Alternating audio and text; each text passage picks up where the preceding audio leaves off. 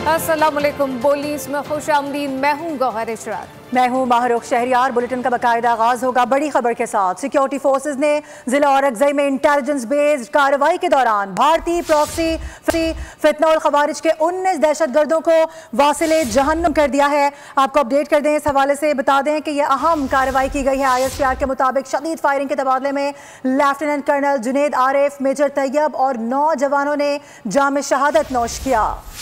Security forces ने 7 और 8 अक्टूबर की रात दहशतगर्दों की मौजूदगी की इतला पर यह कार्रवाई की है, जबकि तर्जुमान ISPR के मुताबिक शदीद फायरिंग के तबादले में 19 दहशतगर्द मारे जा चुके हैं, जबकि lieutenant colonel Junaid Arif, major Tayyab और नौजवान बहादुरी से लड़ते हुए जाम में शहादत नोश कर गए। सिक्योरिटी फोर्सेज का इलाके से दहशतगर्दों के खात्मे के लिए सैनिटाइजेशन ऑपरेशन अब भी जारी है।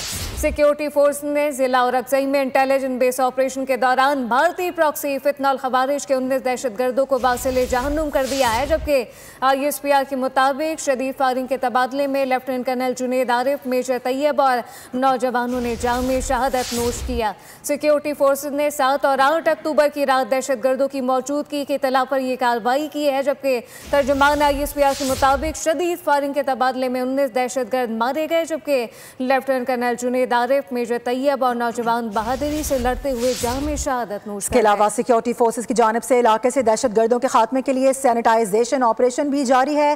पाक फौज का कहना है कि जवानों की कुर्बानियां हमारे आज़म को मजीद तक़वियत देती हैं। भारतीय स्पॉन्सर्ड दहशतगर्दी के खात्मे के लिए पुरअज़म है। यह हम कार्रवाई की गई है। मुस्तकिल बेसिस पर हम देख रहे हैं कि ये कार्रवाइयाँ की जा रही हैं, जिसमें दहशत दाखिला मोहसिन नकवी भी शरीक होंगे। मोहसिन नकवी वज़ीर आज़म को सदर आसिफ अली ज़रदारी का पैगाम पहुँचाएंगे, जबकि नून लीगी रहनुमा कशीदगी ख़त्म करने की कोशिशों से आगाह करेंगे। पीपल्स पार्टी को पंजाब हुकूमत के वज़रा के बयानात पर तहफ़्फ़ुज़ात हैं और वज़ीर आला पंजाब मरियम नवाज से मौफ़ी का मुतालबा किया गया है। ताहम नून लीग की अक्सरियत इस मुतालबे को गैर ज़रूरी करार दे रही है।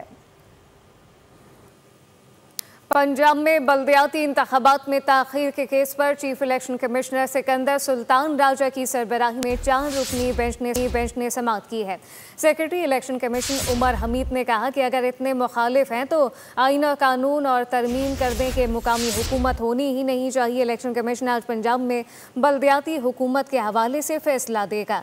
तमाम सूबाई हुकूमतों ने ताख़ीर की और इलेक्शन में रुकावटें डाली। पंजाब हुकूमत ने भी बल्दियाती इंतखाबात में रुकावट डाली है। पंजाब में 3 साल से बल्दियाती इलेक्शन में ताख़ीर हो रही है, जबकि इनकी मुद्दत 31 दिसंबर 2021 को मुकम्मल हो गई थी। जमात इस्लामी ने लाहौर हाई कोर्ट में इंतखाबात की दरख्वास्त दी है।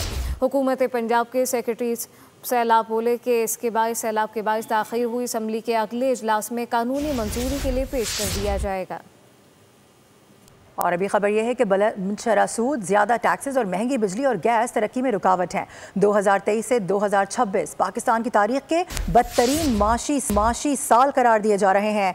माहिर मईशत और साबिक वज़ीर ख़जाना मिफ्ता इस्माइल की जानिब से एक्स पर बयान जारी किया गया है। मिफ्ता इस्माइल ने मज़ीद कहा कि हुकूमत ने कम शरह नमू के ज़रिए इस्तेहकाम ख़रीदने की पॉलिसी अपनाई है।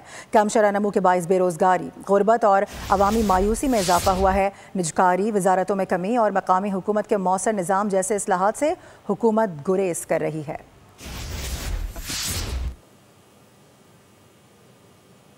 मिस्र के साहिली शहर शर्म उल शेख में हमास और इसराइल के मुज़ाकरात ख़ज़ा जंगबंदी के दूसरे दौर की बातचीत आज होगी।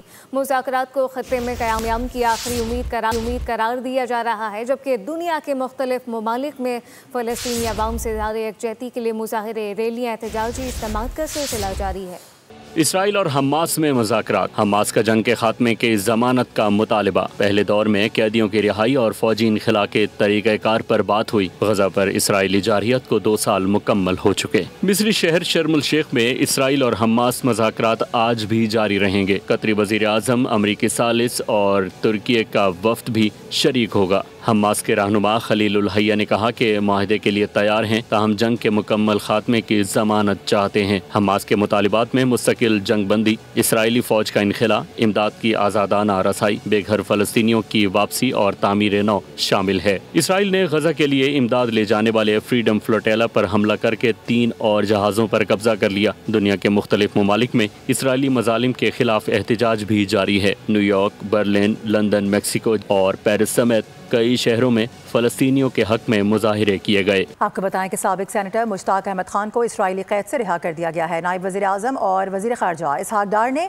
उनकी रिहाई की तस्दीक कर दी है। रिहाई के बाद मुश्ताक अहमद को ओमान मुंतकिल किया गया। साबिक सेनेटर मुश्ताक अहमद का कहना है कि उन पर बदतरीन तशद्दुद किया गया। इसराइली फ़ौज ने उन पर कुत्ते भी छोड़े। ताहम 150 साथियों के साथ वो उर्दन पहुँच चुके हैं। 5-6 दिन इसराइल की जेल में रहने के बाद रिहाई मिल चुकी है।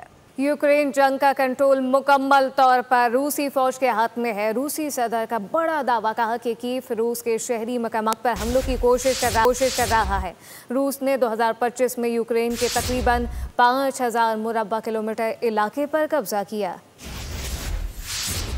अभी खबर यह है कि कराची के इलाके नॉर्ड नाजाबाद हैदरी मार्केट में कायम पैदल चलने वालों का पुल मौत का कुआं बन गया है। सड़क अबूर करने के लिए बनाया गया पुल शहरियों के लिए अजियत से कम नहीं है। शहरी इंतजामिया की नाअहली के बायस कोई बड़ा हादसा रूनुमा हो सकता है। तफसीलात देखिए, वहीं पर मौजूद है हमारे नुमाइंदे कफील अहमद, उनसे बात करेंगे। कफील, बताएगा इस वक्त क्या यहाँ पर आप देख रहे हैं और इसके लिए क्या इकदाम किए जा रहे हैं? मैं इस वक्त रिपोर्ट कर रहा हूँ हैदरी मार्केट के उस ओवरहेड ब्रिज से, जिसकी हालत ज़ार शायद बदतरीन से भी बदतर है। थोड़ा कैमरा दिखाएं, ये क्रॉस करें, ये साजिद दिखाएं ज़रा। मुझे ऊपर चढ़ते हुए डर लग रहा है कि यार ये खुदा न खासा ये स्लिप निकल ना जाए और मेरा पैर जो है वो नीचे गिर जाए और मैं नीचे गिर जाऊँ, अल्लाह ना करे। लेकिन अच्छा, मेयर कहते हैं कि बहुत तरक्की हो रही कराची में। देख लें आप तरक्की का हाल, माशाल्लाह माशाल्लाह। उनके घरों में ज़रूर तरक्की हो रही होगी, बट हमें यहाँ कुछ नज़र नहीं आ रहा। हमें कुछ नज़र नहीं आता। एक और यहाँ पे जो है वो कराची के शहर, किसी साहब क्या कहेंगे ये जो हाल है? 78 साल हो गया पाकिस्तान को, वही जीरो का जीरो है हम लोग।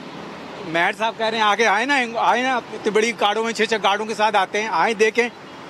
ये बिलीव करें, मैं आगे बढ़ते हुए डर रहा हूँ। ये होल अगर गिर जाए, ये हाथ, ये देखिए कि ये रोड है, सिचुएशन है। कोई रात में अगर जिसको इल्म ना हो, जो यहाँ से गुजरता ना हो, तो वो तो सीधा जाएगा और शायद यहाँ गिरने के बाद ऊपर से ऊपर चला जाएगा। टाउन इंतजामिया और स्पेशली KMC इस मसले को देखे और फौरी तौर पर हल करें। जी कफील, बहुत शुक्रिया। अब ये जानिए कराची में जराइम का जिन बेकाबू हो गया है। नया नाज़िमाबाद में बस स्टॉप के करीब फायरिंग का वाक़या पेश आया।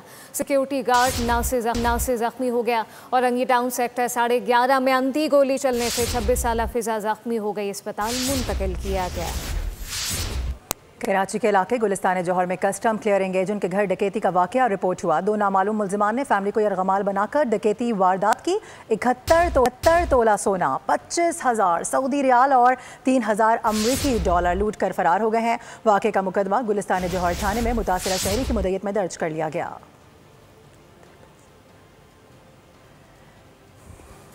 बखर में दरिया खान रोड पर कार और ट्रक में खौफनाक तसादुम हो गया। कार में सवार 4 अफराद मौके पर जाम बहक हो गए। रेस्क्यू ज़राए के मुताबिक दरिया खान से बखर, ट्रक बखर से DI खान जा रहा था। लाशों को DHQ अस्पताल मुंतकिल कर दिया गया।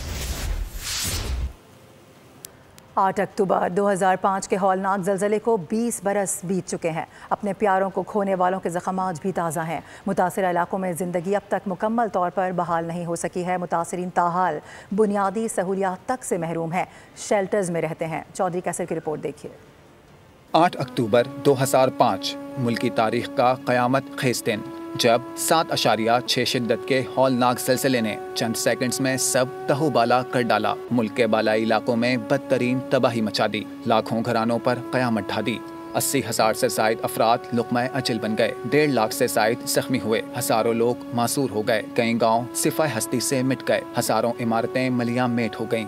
सबसे ज्यादा बर्बादी खैबर पख्तूनख्वा और आज़ाद कश्मीर में हुई। जहाँ बचा फैले खौफनाक मनासिर ने सबको तड़पा कर रख दिया। अजीम सानिये पर पूरा मुल्क सोग में डूब गया। मुल्क की तमाम सियासी और मजहबी जमातें मुत्तहिद होकर इमदादी कामों में छुट गईं, यकजहती की नई मिसाल कायम की। ज़लज़ला मुतासरा इलाकों में जिंदगी अब तक मुकम्मल तौर पर बहाल ना हो सकी। बालाकोट सिटी समेत आज़ाद कश्मीर में सेहत और तालीम के मंसूबों की तामीर मुकम्मल नहीं हुई। मुतासरीन अब तक बुनियादी सहूलियात से महरूम, शेल्टर्स में रहने पर मजबूर हैं। 20 साल बाद भी इस करबो अज़ियत के दिन को याद करके दिल दहल जाता है, आँखें भीग जाती हैं। कौम सानिया में बिछड़े लोग आज भी हमवतनों के दिलों में जिंदा हैं। 2005 के ज़लज़ले को 20 साल गुजर चुके हैं। ज़लज़ला मुतासरीन आज भी बुनियादी सहूलियात से महरूम हैं। मुतादिद हुकूमतें आईं और चली गईं। ज़लज़ला मुतासरीन के नाम पर फ़ंड लिए और हज़म कर लिए गए, मगर बच्चे आज भी शेल्टर के अंदर तालीम हासिल करने पर मजबूर हैं। इसी पर मज़ीद क्या तफ़सीलात हैं, बालाकोट से हमारे साथ मौजूद हैं चौधरी कैसर, उनसे जानते हैं। बिल्कुल, मैं इस वक्त बालाकोट के अंदर मौजूद हूँ। सानिया 2005 का जो ज़लज़ला हुआ था, 8 अक्टूबर का दिन है और इस दिन के अंदर तकरीबन 80,000 के से ज़्यादा जो अफराद थे वो शहीद हुए थे। इस वक्त मैं गवर्नमेंट हाई स्कूल बालाकोट के अंदर मौजूद हूँ। यहाँ पर मेरी बैक साइड पे आप देख रहे हैं कि जो इज्तमाही कब्र है, 63 बच्चे जो हैं इनकी ये तदफीन हुई है और इज्तमाही कब्र है। मेरे साथ इस वक्त गवर्नमेंट हाई स्कूल बालाकोट के टीचर मौजूद हैं। जी, 2005 के ज़लज़ले में मैं यहाँ पर मौजूद था। हमारी असम्बली हो चुकी थी, उसके बाद बच्चे क्लासों में चले गए थे, तो फिर ज़लज़ला हुआ, जिसकी वजह से बच्चे अंदर होने की वजह से बहुत ज़्यादा शहीद हो गए। और तकरीबन ये जो हमारे पीछे कब्र है, इज्तमाही कब्र 63 बच्चा इसके अंदर मौजूद है, और ये दाएं तरफ दूसरी कब्र है जिसके अंदर 42 बच्चे मौजूद हैं जो कि उस ज़लज़ला के अंदर शहीद हुए। और बच्चे जो हैं इस वक्त भी बालाकोट के अंदर जो है शेल्टर्स के अंदर तालीम हासिल कर रहे हैं। गर्मियों में ये शेल्टर्स जो हैं वो तंदूर बन जाते हैं और सर्दियों में इसके अंदर तालीम हासिल करना। ठीक है कैसर, बहुत शुक्रिया आपका। आगे बढ़ेंगे, आपको बताएं कि हैदराबाद में पेशावर भिखारियों के खात्मे पेशावर भिखारियों को भी पकड़ा गया और वो बच्चे जिनसे भीख मंगवाई जाती है उनको भी पकड़कर पुलिस ने बाकायदा सरजनिश की है वालिदैन की। इस वक्त हमारे साथ human rights cell SSP office में मारिया साहबा इंचार्ज हैं, उनसे हम बात करते हैं। कितने ऑपरेशन अब तक हुए हैं और क्या कार्रवाइयाँ हुई हैं? जी, अब तक हमने 18 ऑपरेशन कंडक्ट किए हैं। लास्ट वीक हमने 3 कंडक्ट किए थे और 100 से ज़ायद जो है इसमें हमने प्रोफेशनल बैगर्स डिटेन किए थे फॉर 24 आवर्स सॉरी। और उसमें ये था कि सेल्फ एश्योरिंग स्टेटमेंट के बाद हमने उन्हें छोड़ दिया था। कुछ बच्चे हैं जिनकी अभी तक वेरिफिकेशन नहीं हो पाई है, उन्हें हमने शेल्टर होम भेजा है। कुछ ऐसे हैं जिन पे ट्रैफिकिंग इन पर्सन साबित हुई तो उसकी FIR भी की। हमने अब तक 7 FIR रजिस्टर कर चुके हैं। SSP हैदराबाद की हिदायत के बाद ये बड़े पैमाने पर ऑपरेशन है जिसमें FIRs भी दर्ज हो रही हैं और उसके अलावा जो ख़ास तौर पर बच्चे हैं, जो चाइल्ड लेबर है, उस पर भी सरजनिश की जा रही है और वालिदैन जो उनको बाउंड किया जा रहा है कि वो अब बच्चों से ये काम ना करें। खबरों का सिलसिला जारी है, वक्त हुआ एक ब्रेक का, साथ रहिएगा। Welcome back. ब्रेक के बाद आपको बताएं कि ICC women's cricket world cup में पाकिस्तान टीम अपना तीसरा मैच आज ऑस्ट्रेलिया के खिलाफ खेलेगी। कोलंबो में मैच का आगाज पाकिस्तानी वक्त के मुताबिक दोपहर 2:30 बजे होगा। कौमी विमेंस टीम इवेंट में अब तक जीत का खाता ना खोल सकी। इब्तदाई मैचेस में बांग्लादेश और भारत के हाथों शिकस्त हुई। मैच की तैयारी के लिए कौमी विमेन क्रिकेटर ने प्रेमदासा स्टेडियम में जमकर प्रैक्टिस की है, जबकि फिजिकल ट्रेनिंग के साथ बैटिंग, बॉलिंग और फील्डिंग की मशकें हुई। पाकिस्तान और जनूबी अफ्रीका के दरमियान सीरीज के 3 वनडे मैचेस फैसलाबाद के इकबाल स्टेडियम में खेले जाएंगे। मैचेस के इनेकाद के लिए स्टेडियम में तैयारियां शुरू कर दी गई हैं। वहीं पर मौजूद हैं हमारे नुमाइंदे गुलाम दस्तगीर, उनसे जानते हैं। गुलाम दस्तगीर, बताएगा तैयारियों के हवाले से क्या देख रहे हैं? बिल्कुल, फैसलाबाद वालों के लिए भी अच्छी खबर आ गई है कि इकबाल स्टेडियम फैसलाबाद में दौरा साउथ अफ्रीका के हवाले से नवंबर में 3 मैचेस जो हैं 4 नवंबर, इसके अलावा 6 नवंबर और 8 नवंबर को शेड्यूल हैं। इसके लिए इकबाल स्टेडियम फैसलाबाद में केयर टेकर नवीद नज़ीर की सरबराही में, यहाँ पर उनकी क़यादत में स्टेडियम की तैयारी का अमल शुरू कर दिया गया है। क्या क्या तैयार किया जा रहा है, पिचेस कितनी तैयार होंगी और इसके अलावा इंतजाम क्या होंगे, इस पर बात करने के लिए नवीद नज़ीर साहब हमारे साथ मौजूद हैं। तो हमने 3 पिचें जो हैं वनडे के लिए तैयार की हुई हैं और 4 पिचें जो तैयार की हैं प्रैक्टिस के लिए तैयार की हैं। तो अगर आपका कैमरा मैन ग्राउंड दिखाए तो वो लश ग्रीन ग्राउंड है। तो अभी PCB के 3-4 विजिट हो चुके हैं, तो बड़ा ज़्यादा अप्रिशिएट किया गया उन्होंने। तो हमारी सारी तैयारियाँ मुकम्मल हैं। वाइट वॉश शुरू हो जाना कल से, क्योंकि बारिशों की वजह से रुका हुआ था। तो इंशाअल्लाह ताला बड़े अच्छे तरीके से ये सारा टूर्नामेंट ऑर्गेनाइज होगा और फैसलाबाद के अवाम के लिए बड़ा अच्छा तोहफा है। ठीक है, इस हवाले से आगाह करने के लिए बहुत शुक्रिया आपका। और खुशबुओं के शहर में फैशन के जलवे, पेरिस में सजे फैशन शो में मौसम गर्मा और बहार की कलेक्शंस पेश की गई। दीदा से मलबूसात पहने मॉडल्स ने कैटवॉक की, देखने वाले दाद दिए बगैर ना रह सके। न्यूज़ बुलेटिन से फिल वक्त इतना ही। विजिट कीजिए bolnews.com और रहिए बोल के साथ। सब्सक्राइब करें और बेल दबाएं ताकि कोई खबर रह न जाए।